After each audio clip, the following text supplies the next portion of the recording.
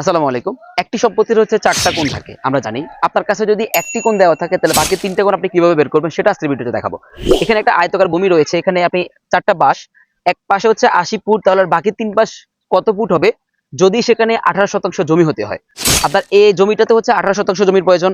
সেক্ষেত্রে আপনাকে এক পাশে হচ্ছে ৮০ ফুট রয়েছে, তাহলে বাকি ৩ পাশে কত ফুট থাকবে সেটা জানতে হলে আজকে ভিডিওটা দেখুন। আমরা ধরে নিলাম হচ্ছে এই পাশে যেহেতু ৮০ ফুট, এই পাশে আমরা ধরে নিলাম হচ্ছে ৮০ ফুট। কারণ ধরে নিলাম যে দুইটাই দৈর্ঘ্য প্রস্থ সমান। সেক্ষেত্রে এখন যদি আমাকে যদি ১৮% জমি নিতে হয়, তাহলে এই দুইটা ফুট কত ফুট হবে, মানে দুইটা পাশ কত ফুট লম্বা হবে সেটা আমরা বের করতে হবে।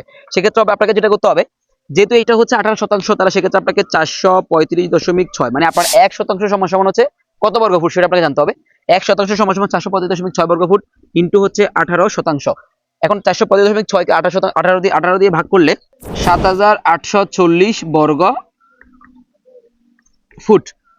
435.6 ইন্টু 18%, তাহলে ৭৮৪০ বর্গ ফুট।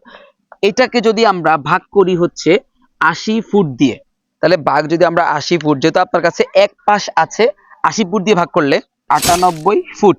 তাহলে এক্ষেত্রে আপনারা দেখতে পাচ্ছেন, তাহলে এখানে যদি আপনি ৯৮ ফুট দেন, দৈর্ঘ্য যদি আপনি ৯৮ ফুট দেন, তাহলে সেক্ষেত্রে আপনার হচ্ছে এই ভিতরে হচ্ছে এই জমিটা ১৮% পূর্ণ হবে।